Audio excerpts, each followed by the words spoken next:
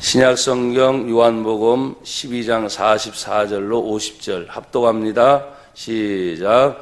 예수께서 외쳐 이르시되 나를 믿는 자는 나를 믿는 것이 아니요 나를 보내신 이를 믿는 것이며 나를 보는 자는 나를 보내신 이를 보는 것이니라. 나는 빛으로 세상에 왔나니 물은 나를 믿는 자로 어둠에 거하지 않게 하려 함이로라. 사람이 내 말을 듣고 지키지 아니할지라도 내가 그를 심판하지 아니하노라. 내가 온 것은 세상을 심판하려 함이 아니요 세상을 구원하려 함이로라. 나를 저버리고 내 말을 받지 아니하는 자를 심판을 할 이가 있으니 곧 내가 한 그 말이 마지막 날에 그를 심판하리라. 내가 내 자의로 말하는 것이 아니요 나를 보내신 아버지께서 내가 말할 것과 이룰 것을 친히 명령하여 주셨으니 나는 그의 명령이 영생인 줄 아노라. 그러므로 내가 이르는 것은 내 아버지께서 내게 말씀하신 그대로니라 하시니라. 아멘. 자, 50절 말씀 합독해서 한 번 더 읽습니다. 시작. 나는 그의 명령이 영생인 줄 아노라. 그러므로 내가 이르는 것은 내 아버지께서 내게 말씀하신 그대로니라 하시니라. 아멘. 고백합시다. 영생인 줄 아노라. 아멘. 한 번 더 영생인 줄 아노라. 우리가 교회를 다니고 예수를 믿는 최종 목표는 바로 이것 때문입니다. 영생. 만약에 예수님의 부활이 없고 영원한 천국과 지옥이 없다면 예수 믿는 사람이 가장 불쌍한 사람이에요. 왜냐하면 예수님 때문에 이 세상의 것들을 자꾸 버리라고 하시잖아요. 세상은 어떻게 하는 한 법에 저촉이 되지 않는 한 수단과 방법을 가리지 않고 돈을 버는 방법이 많이 있더라고요. 심지어 어떤 사람들은 법에 저촉이 돼도 교묘하게 더 피할 방법까지 그러니까 법보다도 더 피할 수 있는 방법들이 있어서 더 부자가 되기도 하기도 합니다. 다 그렇다는 말이 아니에요.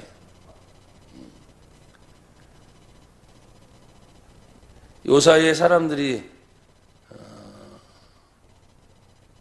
땅 투자, 어떤 사업 투자, 아니면 이제는 돈이라는 것이 실제로 움직이는 화폐인데 가상화폐는 아직까지는 진짜 화폐는 아니라는 거죠. 그럼에도 불구하고 전 세계적으로 비트코인이나 이더리움이나 또 다른 코인의 또 다른 이름들을 계속 만들어내서 사업화하려고 합니다. 거기에서 사람들은 또 미리 정보를 습득한 사람들은 돈을 벌 수 있는 길이 또 있기도 해요. 그런데 이제 우리나라가 규제에 들어가기 시작했고 중국도 이미 9월 달에 규제에 들어가기 시작했어요. 그런데 여러분 보십시오. 아이러니한 것은 규제가 들어가는 나라가 있지만 일본 같은 나라는 다시 규제를 풀어놓고 있습니다. 이 말의 의미는 뭐냐면 세상에 있는 법은 정석이 없다. 이해가 되세요? 자기 나라의 형편에 맞춰서 만들어내면 되고 우리나라 형편에 의해서 만들어내면 되고 공산주의면 공산주의 형편에 맞춰서 공산당의 법을 만들어서 따라오게 하면 될 거고 이 세상에 가장 무서운 세력으로 등장하고 있는 것이 이제 마지막 예수님이 재림에 오실 때는 다른 게 아닙니다. 이슬람입니다. 이슬람법이 전 세계를 점령하듯이 점점점 확산되는 날이 더 빨라지고 있습니다. 그 가운데 우리나라는 여러분에게 늘 말씀을 드렸지만 민주주의가 시작된 지 이제 69년밖에 되지 않는 짧은 역사를 가진 나라가 내년 70년이 되는 민주주의에 성경적 의미로 볼 때 바벨론 포로로 잡혀갔던 이스라엘 백성들이 70년 만에 포로로 귀환해주는 그런 성경적인 가치관을 볼 때 70년의 의미는 굉장히 크다. 그래서 지금 세계 각국에서 전쟁이 일어날 수밖에 없는 그런 위기의 척발 상황에서도 여전히 전쟁이 일어나지 않는 것은 그 속에 숨어있는 서로 각기 다른 나라의 셈법이 있기 때문이다. 결국은 이익을 위해서 선택을 하겠지. 이익을 위해서. 그래서 전쟁이 나도 이익 때문에 전쟁이 나는 것이고, 만약에 전쟁이 나지 않더라도 전쟁 나지 않고 더 큰 이익이 생기기 때문에 절대 전쟁은 하지 않고 또 다른 방법을 아마 만들어낼 것입니다. 궁지에 몰린 것은 어디냐? 우리 남한밖에 없습니다. 쥐뿔도 가진 힘도 없는 사람들. 세계 각국에서의 도움이 없어서는 절대로 이렇게 크게 성장할 수 없는, 아무리 봐도 그렇습니다. 그런데 거기에 단 하나의 방법이 있습니다. 하나님께서 영적 후손과 같이 이 나라 대한민국 1907년 평양 대부흥이, 원산 부흥에서부터 시작됐던 회개운동이 평양에서부터 시작해서 동방이 예루살렘이라고 하는 것처럼 어마어마한 부흥이 일어나고, 그 부흥이 이 남한까지 오게 됐을 때, 그 당시만 해도 북한과 남한이 분단이 되기 직전이니까 110주년이 되는 이 해에 생각해 보면, 야, 하나님이 정말 우리나라를 다급하시니까 북한의 평양에서부터 성령의 부흥이 일어나서 남한으로 내려왔거든요. 근데 이제는 거꾸로 이 남한이 북한을 향해서 나아갈 수 있는 유일한 방법이 경제적인 돈 주고 무슨 복지 혜택을 주고 하는 것이 아니라, 거꾸로 그렇게 보세요. 110년 전에 성령의 운동이 북한의 중심 평양에서부터 남한으로 내려왔다면 나라를 살릴 수 있는 유일한 방법은 뭡니까? 거꾸로 이 남한에서 성령 운동이 일어나서 북한으로 가는 것밖에 없는 거예요. 경제 원리 천만에요. 돈 주는 거, 조금 잘 살게 하는 거, 여러분 아닙니다. 내가 우리 교회에서는 그 짧은 시간에 딱 한정되어 있는 시간이기 때문에 쫙 풀어서 설명할 수 있는 그런 시간들이 짧아요. 그러니까 굵직굵직한 것만 여러분 얘기하는 거예요. 세계를 보면 흘러가는 판도들이 그렇게 다 나와 있어요. 그래서 나는 여러분에게 한마디로 말했지요. 세계의 역사는 정치대로 가는 게 아니다. 세계의 역사는 성경대로 흘러가는 것이다. 성경대로. 하나님께서 이미 작정해 놓은 대로, 여러분 우리가 여호와 하나님의 이름을 뭐라고 부릅니까? 여호와 이레, 우리의 길을 준비하시는 하나님. 내 개인의 길도 준비하지만 우리의 가정에 가는 길도 인도하시고, 우리 교회의 길도 인도하시고, 또 나라로 보면 우리나라의 문제나 세계 각국의 모든 문제, 왜? 이 지구의 주인이 누구세요? 하나님이시니까. 전 세계의 주인이 하나님이시니까 그 판도를 다 움직여갔죠. 그때마다 여러분이 이스라엘 백성들이 하나님의 품을 떠나고 하나님의 언약을 지키지 않으니까 그 시대적으로 역사적인 전쟁들이 일어났잖아요. 그렇죠? 심지어 포로로 잡혀가는 그런 경우도 있어요. 성경의 역사 그대로 말해주고 있습니다. 그러니까 지금도 큰 판도에서는 만약에 종교가 부패하지 않았다면 공산주의가 생기지 않았단 말이에요. 공산주의가 생기기 원인도 바로 종교의 타락입니다. 하나님 앞에서 이런 모든 것들을 볼 때 다시금 우리로 하여금 깨어있게 하시는 것이 뭘까? 여러분, 늘 그냥 원초적인 말 같아도 성경으로 돌아가자. 말씀으로 돌아가자. 그래서 우리가 그 성경 안에 주신 하나님의 지혜가, 여호와 하나님을 경외하는 것이 지혜의 근본이고, 여호와 하나님을 경외하는 것이 지식의 근본이니까, 여러분 이 나라 대한민국에 하나님이 정말 손기술, 지혜를 주셔가지고 우리나라는 생산되는 것이 없단 말이에요. 이제 거꾸로 산유국에서 그것을 들여와가지고 다시 제조해서 거기에다가 크게 지혜를 입혀서 모든 것이 다시 수출되는 나라지, 이제는 보십시오. 예전처럼 농업으로 돌아가겠습니까? 뭘로 돌아가겠습니까?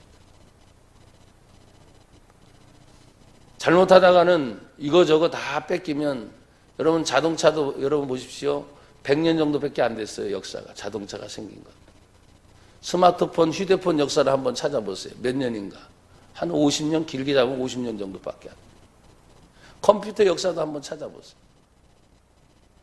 여러분 2017년을 살아오는 이 동안에 불과 100년 안에 과학과 의학이나 이런 컴퓨터, 스마트폰, 그 다음에 자동차 문화 이런 것이 거의 100년 안에, 좀 길게 잡으면 150년 안에 어마어마하게 빠른 것들이 막 변화되는데, 여러분 마지막 시대로 가면 갈수록 100년이 아니라 그 100년이 50년으로 단축되겠죠.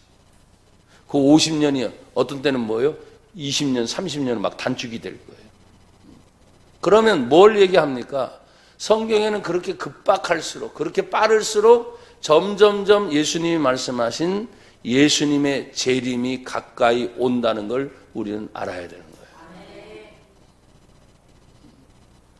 여러분, 저도 몇십 년 동안 대통령들을 위해서 기도하고 저 자신도 강대상에 엎드릴 때마다 하나님 우리나라 잘 살게 해주세요. 그랬어요. 우리나라 평안을 지켜주시고 뭐 다 누구든지 그랬지 않았습니까? 그러니까 경제적으로 얼마나 잘 살았어요. 원인을 보면 얼마나 잘 살게 됐어요. 근데 늘 생각합니다. 이렇게 잘 살게 된 뒤에는 영적으로 빈곤함이 찾아왔다. 과거에 가난했을 때는 말이죠, 기도원에 모일 때마다 하나님 잘 살게 해달라고 부르짖기 위해서, 문제가 해결되기 위해서 부르짖기 위해서 불과 30년 전, 20년 전만 해도 꽉꽉 예배당에 기도원에 찾던 그런 시대를 생각해 보면 불과 몇십 년이에요. 경제가 잘 회복이 되고 잘 살게 되고 풍요로워지니까 같이 영적인 것도 풍요로워지면 얼마나 좋겠습니까? 근데 사람들이 육신이 편해지니까 살만하거든요. 그러니까 영적인 것을 기도하지 않는 거예요. 거꾸로 육신적으로 연약하고 부족하고 가난하고 힘들고 심지어 병들면 하나님 앞에 뭡니까? 살려달라고 몸부림을 치는 거예요. 그게 이제 기도하게 되면 다시 영적으로 뭡니까? 살아나기 시작하는 거예요. 이 두 가지가 같이 가는 것은 참 어려운 것 같아요. 그래서 이제는 하나님 앞에 다시 영적으로 우리가 돌아갈 힘이 뭐냐? 그러면 경제적인 환란이 와야 돼. 살려다가 어우성쳐야 되는 거예요. 아니면 개인적으로 가정적으로 어떤 문제가 생겨서 하나님이 아니면 도저히 안 됩니다. 내 자식의 문제 하나님이 아니면 안 됩니다. 가정의 문제 하나님이 아니면 안 됩니다. 교회 문제 하나님이 아니면 안 됩니다. 그런 문제가 생겨야 비로소 기도하게 된다니까요. 어딜 가든 기도하라고 하지 않습니까? 다 기도를 안 합니까? 하시죠. 근데 제가 말하는 기도는 그런 기도가 아니라고 여러분에게 누차 말씀을 드렸어요. 정말 하나님이 아니면 안 되냐 이 말이에요. 여기 돈이 있는데, 여기 사람이 있는데, 주변에 이미 다 조건이 돼 있는데, 그것 가지고 하다 안 되고 모자르면 그때서 하나님 찾는 거잖아요. 그러니까 하나님 찾는 게 참 힘들어지는 거예요. 어떤 문제가 생기면 그때서 하나님을 찾는단 말이에요. 나는 여러분 말했잖아요. 문제가 생기기 전에 평상시에 하나님을 찾는 훈련을 해라. 오늘 본문은 제가 참 많이 고민을 했어요. 왜냐하면 추석 명절이 열흘 동안 쫙 기니까 여러분 추석 잘 지내고 또 추석 가서 화목하게 지내시고 또 거기에서 여러분 받은 복의 은혜를 나누시고 이렇게 축복을 빌어주고 가게 해야 되는데, 마음 편하게 가게 해야 되는데, 여러분에게 잔뜩 부담 주고 제가 보내려고 하다 보니까 선물은 이미 많이 주고 받았을 거 아니에요. 그죠? 과일도 풍성하고 부모님 만나고 식구들 만날 생각하면 벌써 뭐예요? 마음이 좋잖아요. 근데 싫은 사람도 있을 거야. 명절이 싫은 사람도 있을 거야. 지금 표정 보니까 한 50%는 싫으네. 50%는. 왜 이런 명절이 왜 생겨가지고 말이지.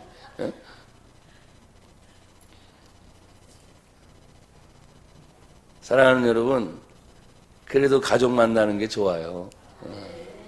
여러분 좀 더 풍족하고 풍성해서 넉넉하면, 그렇죠? 선물 보따리가 더 커지겠고 더 좋을 텐데 그러지 못하니까 사람들이 힘들어하죠.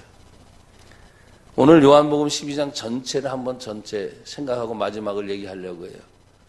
여러분, 병든 나사로가 죽고 나서 예수님이 찾아가서 그를 살리셨어요.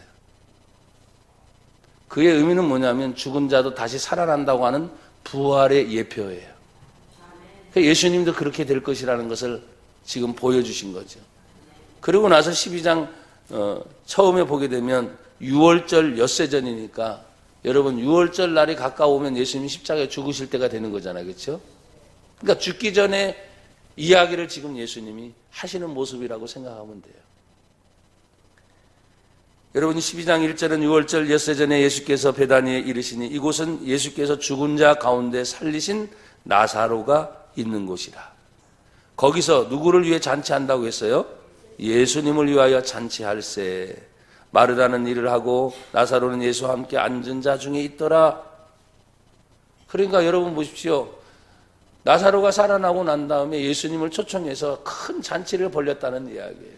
자기를 고쳐주신 은혜가 너무나 감사해서, 자기를 살려주신 은혜가 너무나 감사해서. 여러분, 우리가 예배를 왜 드립니까? 기도를 왜 합니까? 헌신을 왜 합니까? 봉사를 왜 합니까? 내가 예수님을 만난 것이 너무나 감사해서, 죄 사함 받은 은총이 너무나 감사해서, 내가 이대로면 죄 때문에 영원히 지옥 갈 수밖에 없는 인생인데 예수님 때문에 내가 천국 가게 되는 구원의 확신을 받아서 감사해서 예배 드린다 그러죠. 감사해서. 지금 여기 보니까 마르다도 또 나사로도 예수님 앞에 감사를 잃어버리지 않았어요. 그래, 큰 잔치는 예수님을 위하여 마을 사람들을 다 초청해서 어떻게 합니까? 감사하다고 표현하는 거예요. 나는 여러분 불평하지 말고 원망하지 말고 때론 그런 일이 있을 수도 있어요. 하지만 하나님께 감사한 것을 자꾸 찾아내라고 제가 늘 말해요. 늘 잃어버린 감사를 찾아내라. 감사해서 하나님 앞에 지금 드리는 거죠. 잔치를 하는데 갑자기 마리아 이야기가 나옵니다. 이 마리아가 예수님 앞에 향유를 붓는 사건이 오늘 12장에 나옵니다. 이 향유가 얼마나 비싼 향유인지 여러분, 남자 한 사람이 1년치 일할 노동의 대가의 값입니다. 굉장한 거죠. 적은 게 아닙니다.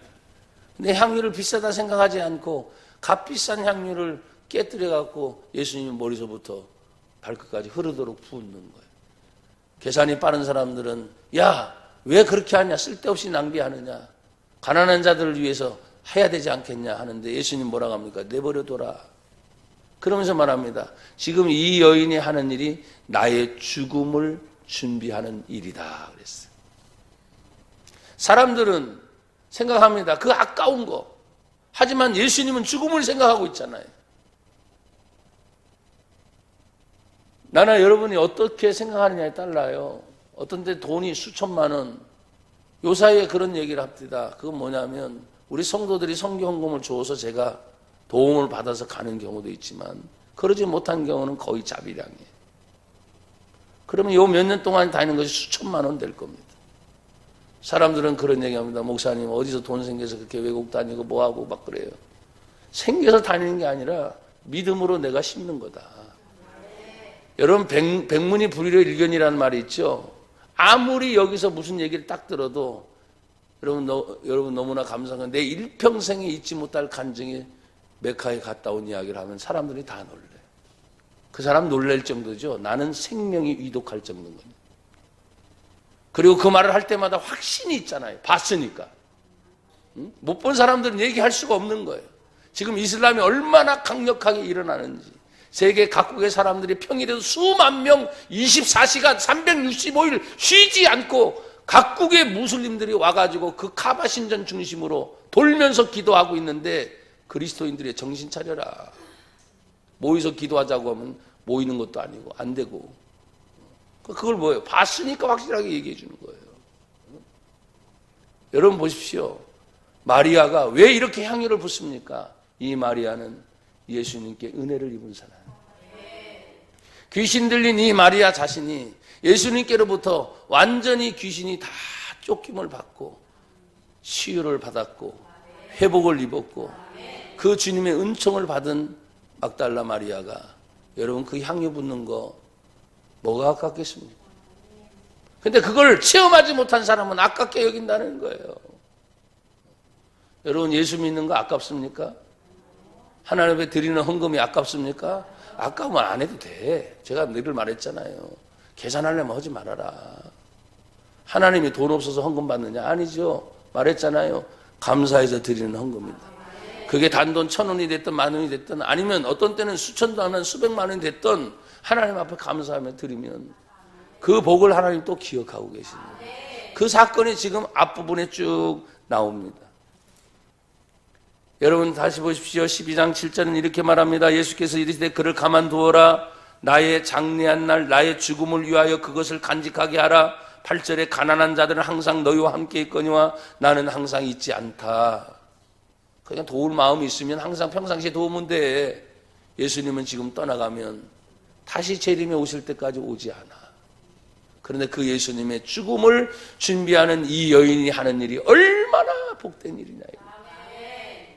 나는 여러분이 복 있기를 바라요. 삶을 살아가면서도 하나님 앞에 나는 최선을 다해서 했습니다. 물론 그래요.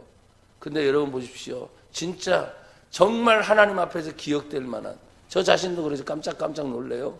우리 교회만이 아니라 다른 곳에 다니면서 간증들이 일어나는 걸 볼 때, 야, 그렇구나.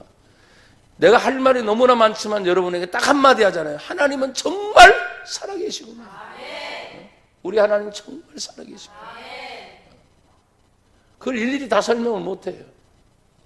우리가 믿는 하나님이 죽은 하나님이 아니란 말이에요. 내가 겪는 고통과 아픔이 얼마나 큰지도 우리들 스스로 알고 저 자신도 그런 고통을 겪어봤기 때문에 내가 개척하고 있는 목사들한테 자신 있게 얘기하는 이유는 첫 번째, 두 번째, 세 번째 개척하고 어떤 때는 경매 넘어갈 위기에 있는 목사님들도 만납니다. 내가 경매에 대한 위기를 넘겨봤기 때문에 또 그 얘기를 하는 거예요. 고통스러워 봤기 때문에 고통스러운 얘기를 할 수 있는 거예요. 아픔을 겪기 때문에 아픔에 대한 이야기를 할 수가 있는 거예요. 사랑하는 여러분, 우리가 영생에 대해서 나아가는데 오늘 예수님은 그 내용 하나하나를 다 기억하시면서 여러분 이 나사로의 이야기 때문에 심지어는 나사로 때문에 유대인이 예수를 믿기 때문에 나사로도 죽이고 예수도 죽이려고 사람들은 작정합니다. 세상은 이렇게 악랄합니다. 나는 요새 이런 말을 합니다. 여러분 예수님은 믿고 살려고 믿는 게 아닙니다. 예수 믿고 죽으려고 하십시오. 그러면 주님이 살려주실 것입니다. 내가 이렇게 설교를 하고 다녀요. 여러분 살려고 발버둥 치지 말고 세상에 나가서 내가 예수님 믿기 때문에 예수님이 죽은 것처럼 나도 죽을 각오하고 일을 하고 죽을 각오하고 믿음을 지키면 그걸 보시고 하나님이 살려주시지 않겠느냐. 나는 여러분이 믿음으로 더 커지기를 주의 이름으로 축복합니다. 그것이 지금 앞에 있는 내용들입니다. 여러분 예루살렘으로 예수님이 종려나무 가지로 타고 올라가십니다. 여러분 잘 아시는 건 종려나무 가지는 종려주일에 있었던 이야기가 12장의 이야기입니다. 명절에 예배 올라가러 들어갈 때 여러분 예수님이 들어가시면서 이렇게 말씀을 하셨어요. 여러분 27절을 보세요. 27절. 갑자기 예수님이 마음이 괴롭다는 말씀을 하세요. 읽으세요. 시작. 지금 내 마음이 괴로우니 무슨 말을 하리? 아버지여 나를 구원하여 이때를 면하게 하여 주옵소서. 그러나 내가 이를 위하여 이때에 왔나이다. 28절. 아버지여 아버지의 이름을 영광스럽게 하옵소서 하시니. 할렐루야. 종려주일에 예수님이 들어가실 때 종려주일이 지나고 나면 여러분 아시잖아요. 월, 화, 수, 목, 금 십자가의 죽일 날이 이제 5일이 남아있는 5일. 지금 오늘이 만약에 종려주일이라면 이번 주 금요일 날 예수님이 십자가에 죽는 거예요. 예수님은 아시잖아요. 날짜를 아시잖아요. 어떻게 죽을 것인지 아시잖아요. 어느 누가 배반할 건지 다 아시잖아요. 예수님은 우리가 어떻게 믿습니까? 전능하신 하나님으로 예수님 믿습니다. 또 인간으로 오신 예수님을 믿습니다. 그러니까 인간의 고통이 얼마나 큰지 여러분 그렇잖아요. 우리가 당장 내일 모레 있은지는 아무것도 모르니까 고통 없이 그냥 가는 거예요. 근데 예수님은 신이시니까 하나님이시니까 그것까지 아니까 그 심적 고통은 얼마나 크겠어요. 매일매일 일어날 일을 이미 알고 계세요. 얼마나 스트레스 받겠어요. 그러니까 하나님이 있으면서 인간이니까 그런 당하는 그런 고통을 해요. 지금 보십시오. 종료주일에 들어가시면서 내 마음이 심히 괴롭다. 그걸 아시니까 모르면 그런 마음 말을 할 필요가 없는 거죠. 이때를 면하기 위해서 하나님 나를 좀 도와주세요. 그렇지만 내가 이때를 위해 왔습니다. 아버지 이름을 영광스럽게 하옵소서. 내가 아니라 아버지의 영광을 위해서 끝까지 예수님 그 길을 가려 하시는 거죠. 이에 하늘에서 소리가 납니다. 내가 이미 영광스럽게 하였고 또다시 영광스럽게 하리라. 곁에 서서 들은 사람들은 말합니다. 천둥치는 소리다 그랬어요. 또 어떤 사람은 이렇게 말합니다. 천사가 그에게 말하였다. 예수님의 이야기를 듣고 하늘에서 반응이 천둥치는 소리처럼 천사의 이야기처럼 사람들이 들리는데 그 내용의 상세한 것은 오직 예수님만 아시는 거죠. 그러나 그 주변에 있는 사람들은 지금 뭐예요? 특별한 어떤 일이 지금 일어나고 있구나라고 감지할 수 있는 거예요. 지금 우리나라가 지금 일어나는 지금 현상들이 특별한 일이 지금 계속 일어나고 있는 걸 우리는 감지하고 있습니다. 제가 누차 이런 설교를 합니다. 여러분이 70대 이상이 돼서 6.25를 겪은 사람들은 말이죠. 다시는 이 나라에 전쟁이 없기를 그렇게 말해요. 왜? 전쟁을 당해봤기 때문에. 그 전쟁이 얼마나 무서운 것을 알기 때문에 그분들은 얘기를 하는 겁니다. 근데 그 전쟁의 격들을 시대를 못 느낀 사람들은, 역사적 교육도 제대로 안 된 사람들은 쓸데없는 얘기 안 돼. 쓸데없는 얘기. 쓸데없는 얘기가 뭐예요? 괜찮다는 거예요. 왜 사람들이 그렇게 핵을 무서워한다고 여러분에게 말씀을 드렸죠. 1945년 8월 15일 광복 72주년 이전에 이미 핵폭탄이 일본 나가사키와 히로시마에 두 방의 핵폭탄이 터짐으로 인해서 72년 전입니다. 두 도시에 21만 명이 사상자가 났어요. 21만 명. 그런데 지금 폭탄이 8배라고 합니다. 과학이 발달돼서. 위력이 8배. 그리고 인구 밀집 지역을 생각해 보세요. 그 당시에는 72년 전이니까 히로시마 나가사키 무슨 아파트가 있겠어요? 뭐가 있겠어요? 집들이 다 뿔뿔이 흩어져 있겠죠. 그렇죠? 아무리 큰 도시라고 해도 사람들이 많이 귀가하지 못했을 것입니다. 근데 지금은 초고층 아파트야. 8배의 위력에다가 초고층 아파트 인구 밀집 지역에 그 원자폭탄이 터진다고 한번 생각하십시오. 어떻게 되겠어요? 이 무서운 걸 아니까 전 세계가 핵폭탄 반대를 하는 거예요. 그걸 아는 사람들은 그래서 전쟁에 대해서 나오면 그냥 벌벌 떠는 거예요.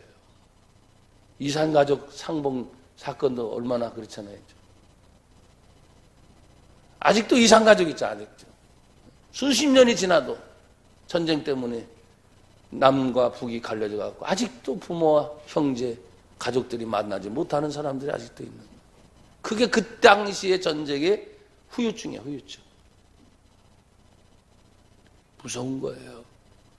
그러니까 여러분, 우리가 지금 우리 개인이 사는 것도 사는 거지만 하나님 진짜 나라와 민족을 위해서 지금 여러분들이 기도해야 될 때인 줄 압니다. 예수님은 또 이렇게 말씀하셨어요. 예수께서 대답하여 이르시되 이 소리가 난 것은 나를 위한 것이 아니요 너희를 위한 것이요. 세상을 향해서 지금 예수님이 소리가 나는 걸 천둥 소리로 지금 주변에 있는 사람들이 천사의 소리를 알아들을 때, 야, 나를 위해 난 것이 아니라 너를 위해서 난 것이다. 의미는 뭡니까? 이런 징조들이 일어났을 때 예사롭지 않게 받아들이라는 거예요. 무감각하게 있지 말고.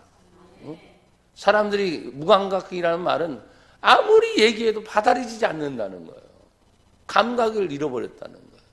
그래서 예수님 말합니다. 나를 위한 소리가 아니라 너희를 위한 것이다. 그리고 31절에 이제 이 세상에 대한 심판이 이르렀으니 이 세상의 임금이 쫓겨나리라.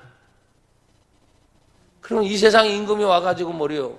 큰 일들을 막 벌리겠죠. 이 세상의 싸움의 임금이 뭡니까?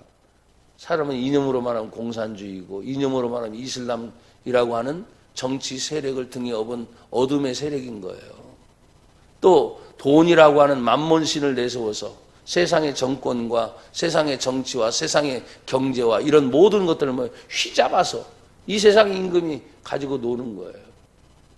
근데 우리는 뭐예요? 그게 안 보이니까 돈이 내 인생의 전부고 명예가 내 인생의 전부고 사람이 내 인생의 도움자라고 말하는데 이미 시편에 하나님께서 말씀하셨잖아요. 방백 의지하지 말아라. 세상의 권세자들이잖아요. 심지어 이렇게 말합니다. 도울 힘이 없는 인생을 의지하지 말아라. 의지했다가는 다 죄송합니다. 세상 말로 아작나요. 아작나. 의지할 분은 오직 우리 하나님 한 분인 줄 믿습니다. 여러분, 예수님이 이런 말씀하시면서 우리가 본문을 읽었는데 본문에 앞서 35절 36절에 이렇게 또 말씀하셨어요. 다 같이 읽으세요. 시작. 예수께서 이르시되 아직 잠시 동안 빛이 너희 중에 있으니 빛이 있을 동안에 다녀 어두움에 붙잡히지 않게 하라. 어두움에 다니는 자는 그 가는 것을 알지 못하느니라. 36절. 너희에게 아직 빛이 있을 동안에 빛을 빚으라. 그리하면 빛의 아들이 되리라. 아멘. 빛은 누구를 얘기합니까? 예수님 얘기합니다. 빛이 있을 동안에 다녀 어두움에 붙자. 어둠은 뭡니까? 예수님의 반대인 사단의 세계를 상징합니다. 그 사단이 지금 말한 것처럼 돈을 가지고 움직입니다. 세상의 정치를 가지고 움직입니다.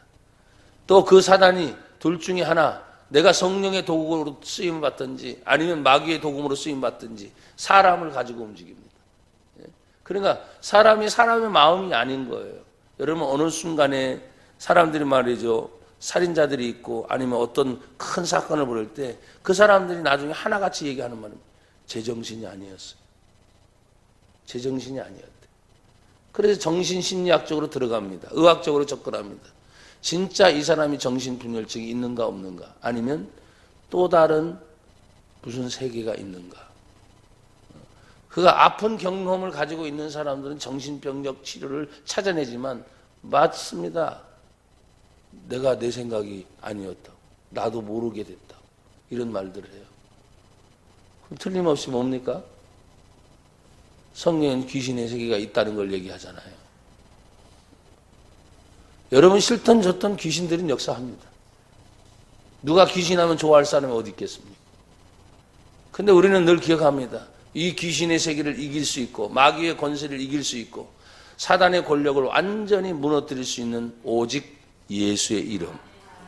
그 예수의 이름으로 여러분 승리할 수 있고, 하나님의 성령이 우리 안에 계셔서 그 예수의 이름을 사용하도록 성령께서 말씀이 생각나게 하시고 말씀이 기억나게 하시고, 그래서 우리의 싸움은 혈과 육에 대한 싸움이 아니라는 거예요. 하늘의 악한 영들과 영적 전쟁이다. 공중의 권세 잡은 자들과의 싸움이다. 이 세상 임금들과의 싸움이다 했으니까 결국 영적 전쟁이라는 걸 기억하시기 바랍니다. 여러분, 예수님은 이 말씀을 하시고 떠나갔습니다. 또 많은 표적을 행했지만 그들은 믿지 아니했습니다. 그것은 이사야 선지자의 글을 이루려고 한다고 구약 성경을 또 인용을 했습니다. 그런데 왜 사람들이 이 말씀을 듣고도 믿지 못했느냐? 오늘 43절에 이렇게 말하고 있습니다. 같이 읽으세요. 43절 시작. 그들은 사람의 영광을 하나님의 영광보다 더 할렐루야. 그래요. 예수님의 기적과 표적을 보고도 믿지 못하는 이유는 바로 이 문제였다 그랬어요. 관리들 중에도 예수님의 표적을 보고 믿기를 원했지만 그 믿음을 드러내지를 못했어요. 그 이유가 사람의 영광을 하나님의 영광보다 더 사랑했다. 이걸 지금 전체적으로 12장을 앞에 쫙 풀어놓고 오늘 핵심의 결론이 그거죠. 나를 믿는 자는 나를 믿는 것이 아니요 나를 보내신 이를 믿는 것이며. 그 말은 예수님을 믿음으로 보내신 하나님 아버지를 믿는다는 거예요. 또 나를 보는 자는 나를 보내신 이를 보는 것이다. 그러니까 예수님을 보는 것은 곧 하나님 아버지를 보는 것이에요. 그러니까 예수를 믿으면 하나님을 믿는 것이 되고 예수님을 보면 하나님을 보는 것이 되는 것이다. 그래서 여러분, 믿는 것과 보는 것은 일체감이 있어요. 내 마음속에 여러분 보십시오. 믿음이 생겼어요. 근데 우리는 이게 보이는 것이 다 가시적이잖아요. 다 눈으로 보는 것이 전부인데, 근데 여러분 어떻게 볼 수 있어요? 영의 세계가 안 보이는데. 여러분 시력이 1.0이라도 여기 아무리 이 벽을 뚫고 볼 수가 없잖아요. 그냥 딱 가리는 순간 보이질 않잖아요. 근데 보이는 것이 전부냐? 아니라는 것이죠. 그래서 성경은 계시, 열어서 보여준다. 하나님의 뜻을 열어서 보여준다. 그러니까 이 성경을 또 읽고 또 읽으면 여러분 세계가 보이는 거예요. 세계가.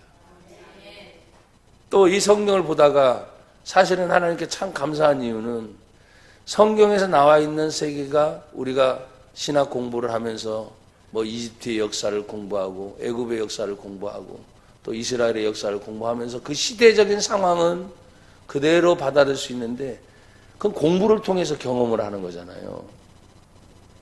근데 그 현장을 방문할 수 있는 순간들이 생겨요. 제가 여러분에게 말씀드렸죠. 사도행전에 나와 있는 빌립 집사의 전도를 통해서 에디오피아 간닥의 재무장관이 예수를 믿고 세례를 받는 사건으로 딱 끝나. 그럼 2000년 후에는 어떻게 됐을까?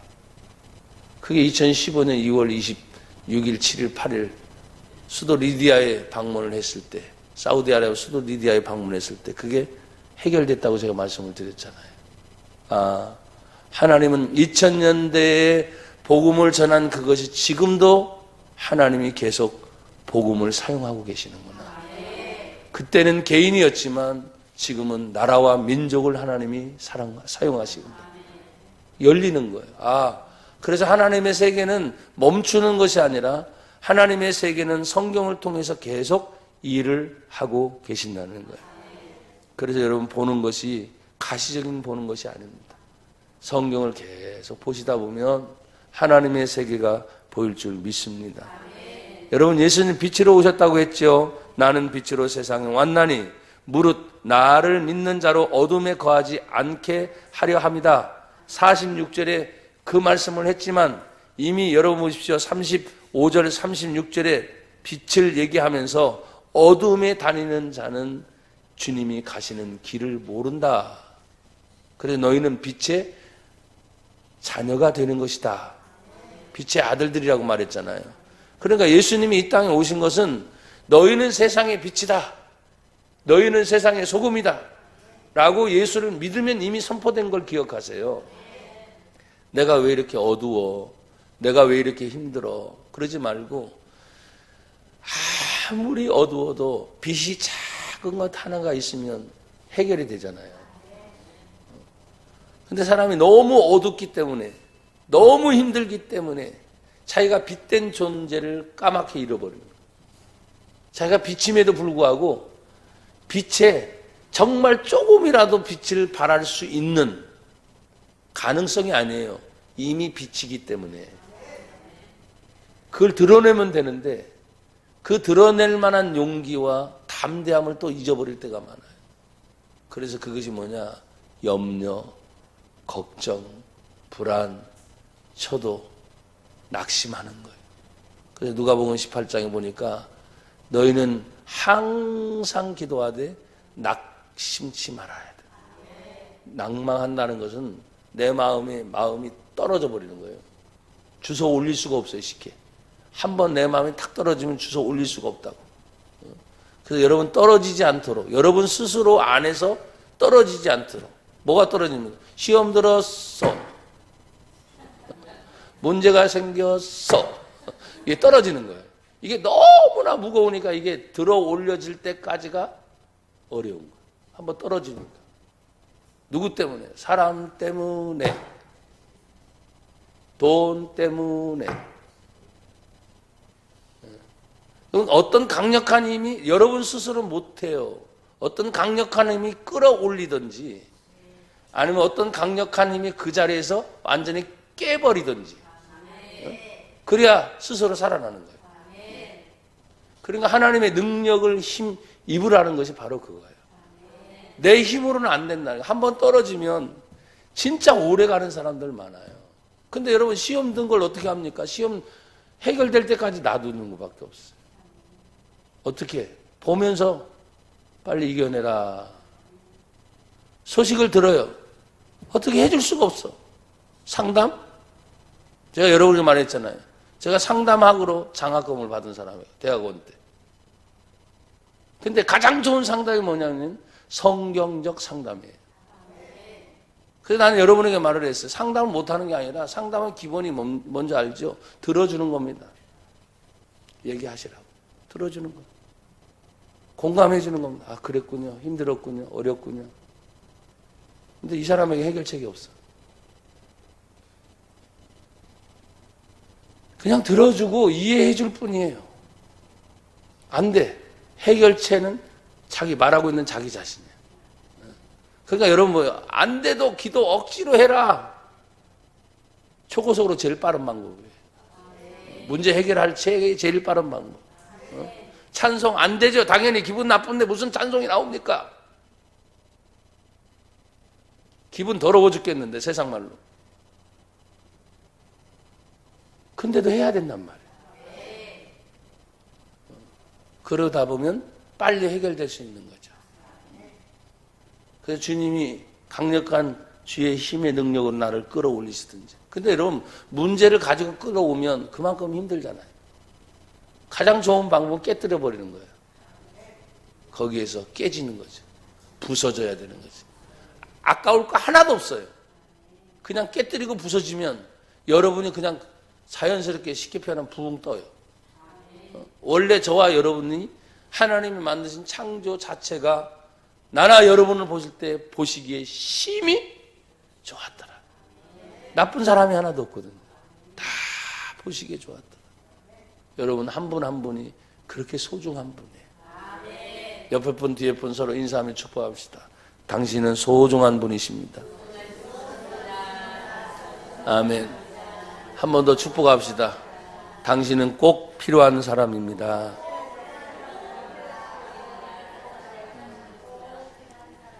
여러분 주님이 오실 때 마지막 재림의 때는 심판입니다. 그러나 초림의 예수님은 이렇게 말합니다. 47절에 사람이 내 말을 듣고 지키지 아니할지라도, 내 말을 듣고 지키지 아니할지라도, 기분 나쁘죠? 바로 심판의 잣대를 갖다 대야 됩니다. 그런데 이렇게 얘기하십니다. 내가 그를 심판하지 아니한다. 내가 온 이유는 뭐냐? 세상을 심판하는 것이 먼저가 아니고 구원하는 것이 먼저이기 때문에. 그러니까 여러분 보십시오. 사람을 책망해서 나무래서 야단치는 게 먼저가 아니라 중요한 것은 그 사람을 살리려고 하는 게 먼저라는 거예요. 그러니까 야단치고 생각해도 한 번 더 생각해 봐야 돼요. 왜? 살리기 위해서여야 되는데 살린다고 하는 것이 너무나 야단치고 책망을 해가지고 이 사람 죽여버리면 이게 안 되는 거예요. 그러니까 예수님 보면 내 말을 듣고도 지키지 않는다 할지라도 그러면 심판이 먼저 가야 되잖아요. 그런데 내가 온 것은 심판이 아니야. 도리어 먼저 구원하려고 하는 거야. 그러니까 우리가 삶의 방식도 마찬가지입니다. 갑자기 어떤 문제가 찾아올 때 그것을 막 죄송하지만 칼로 난주듯이 딱딱딱 잘라가지고 이건 이렇고 저건 저렇고 막 이러는데 아니요. 저도 참 무식한 것 같아요. 그럴 때 보면 그냥 통째 그냥 탁 내려놔요. 이건 내가 할 일이 아니잖아. 내가 아무리 이렇게 저렇게 계획해도 내가 할 일이 아니에요. 여러분 어떤 땐 그 얘기 듣고 쫓아가지고 아주 면상을 그냥 막 어떻게 해주고 싶을 때도 있고요. 면상뿐만입니까? 멱살 붙잡고 막 흔들고 싶고요. 아니면 내가 좀 힘이 있으면 패대기 지고 싶고요. 근데 그게 아니야. 왜? 나도 다른 사람 볼 때 그럴 때가 있거든요. 그래, 맡기자. 맡기는 훈련이 참 어려워요. 그래, 하나님 아시지 않습니까? 내 마음이 그렇지 않은 거 하나님이 아시지 않습니까? 근데 그 알아줄 때까지 기다리는 게 굉장히 힘들어요. 근데 그런 훈련이 지금까지 된 거죠. 저 나름대로는. 그래서 기다려요. 엄청 힘들죠. 기다리는 것이. 근데 보십시오. 성경은 우리 예수님 향해서 오래 참고 기다리신다. 또 1절 더 이상 묻지도 않는다는 거예요. 그냥 참고 기다려주시는 하나님으로 얘기해요. 심판이냐 구원이냐 할 때는 이 세상 사는 동안에는 심판보다는 예수님이 구원이 먼저셨다는 거예요. 그런데 예수님 마지막 재림에 오실 때는 달라집니다. 심판이냐 구원일 때 심판이 먼저 딱 오는 거예요. 왜? 지금까지 계속 주님이 재림하기 전까지는 뭐가 먼저죠? 구원의 문제를 계속해요. 구원. 계속해서 구원시켜야지. 근데 주님이 오는 그 순간에는 다시 재림하는 심판의 왕으로 오세요. 그때는 끝난 거예요. 그러니까 지금 구원시킬 때 나와 여러분이 구원하는 일에, 생명 살리는 일에 상처가 많잖아요, 누구든지. 근데 그거 다 따지면 살리지 못해요. 제가 부흥할 때 그런 얘기를 한 적이 있습니다. 여러분에게도 그랬어요. 한 사람이 지금 쓰러집니다. 살려야 됩니다. 어떻게 해서든지 살려야 됩니다. 방법이 뭐냐? 흔든다는 거지. 정신 차리라고 흔든다는 거죠. 또 방법이 뭐냐? 그러니까 어떤 장로는 얘기했잖아요. 119 부르는 게 제일 빨라요. 아니, 그럴 시간도 없어.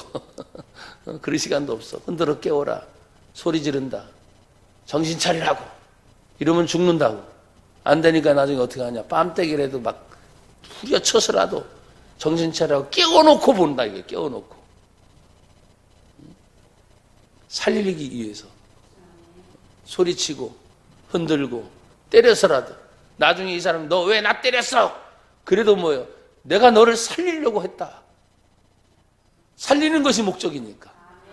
우리 하나님이 이 땅에 오셔서 우리를 죽이려고 하는 것이 목적이 아니라 살리려고 하는 것이 목적이다. 오늘 48절은 말합니다. 나를 저버리고 내 말을 받지 아니하는 자를 심판할 리가 따로 있는데 곧 내가 한 그 말이 마지막 날에 그를 심판할 것이다. 우리 주님 재림하는 때지요. 그때까지 기다려 주시겠다는 거예요. 이것은 내가 내 자의로 말한 것이 아니요 나를 보내신 아버지께서 내게 말할 것과 이룰 것을 친히 명령하여 주셨습니다. 지금 말하고 계시잖아요. 앞으로 이루어질 일에 대해서도 말하죠. 그분이 명령하셨다는 거예요. 예수님도 그분의 명령으로 받아들였다는 거예요. 명령은 무엇입니까? 그대로 순종해야 되는 것입니다. 왜 해요 돼요? 말아야 돼요? 말하지 않습니다. 명령을 주시면 그 명령은 그냥 순종하는 것뿐입니다. 50절 다 같이 읽죠. 시작. 나는 그의 명령이 영생인 줄 아노라. 그러므로 내가 이르는 것은 내 아버지께서 내게 말씀하신 그대로니라. 할렐루야. 그의 명령이 나에게 줬으면 나도 그대로 해야 되는 겁니다. 자꾸 내 생각 붙이지 말고, 자꾸 남의 생각 붙이지 말고, 누가 그러더라. 나는 여러분 말했잖아요. 그런 이야기를 수없이 많이 들어요. 그렇지만 항상 얘기합니다. 그 당사자가 직접 내 앞에서 한 얘기가 아니면 일단은 접어둡니다. 뭐 사람이 말이 돌고 돌아서 수없이 많은 말을 하고 그 사람은 말할 뿐만 아니라 내 얘기까지도 도는 걸 나는 알거든요. 그러니까 거기에 맞짱 치면 더 요란하니까 그냥 접어둬. 그리고 당사자가 내 앞에서 한 말, 그건 내가 귀다 담을 필요가 있어요. 그렇잖아요? 왜? 직접 대화하는 거기 때문에. 그러지 않고서는 죄송하지만 여러분이 서운해도 어쩔 수 없어요. 제가 담아두지 않습니다. 그래서 여러분들 중에 직접 얘기하고 싶은 분은 제가 뭐라 그랬어요? 오시라고. 얼마든지 내가 들을 준비가 돼 있다. 누가 뭐 어떻더라. 제발 여러분 속지 마세요. 내가 여러분에게 직접 얘기한 것 아닌 이상은, 여러분이 제 앞에서 직접 얘기하지 않은 이상은 믿을 만한 것도 하나도 없어요. 아셨죠? 오늘 예수님 뭐라고 말합니까? 이게 대단히 중요한 거예요. 그리스도인으로서 내가 너희에게 이르는 것은 내 아버지께서 나에게 말씀하신 그대로다. 그것만 얘기하면 진실이잖아요. 근데 우리들은 그러지 않단 말이에요. 또 심판받는 것도 뭐라고 말하냐. 48절 이제 마지막 결론입니다. 나를 저버리고 내 말을 받지 아니하는 자를 심판할 리가 있는데 곧 뭘로 심판하냐. 내가 한 그 말이 마지막 날에 그 말로 그를 심판할 것이다. 그럼 여러분들 거꾸로 말하면 여러분의 말로 여러분이 심판을 받는 거예요. 그래서 예수 믿는 성도로서 진짜 말 조심하세요. 언제나 우리의 말이 유익이 되도록, 그리고 교회의 덕을 세우도록 남을 해쳐서는 안 됩니다. 그래서 하나님께 영광이 되기를 주의 이름으로 축복합니다. 감사합니다. 하나님, 그 영생의 선물이 우리에게 왔습니다. 예수님 때문에 영원한 하나님의 나라를 보고 살게 하옵소서. 예수님 이름으로 기도합니다. 아멘.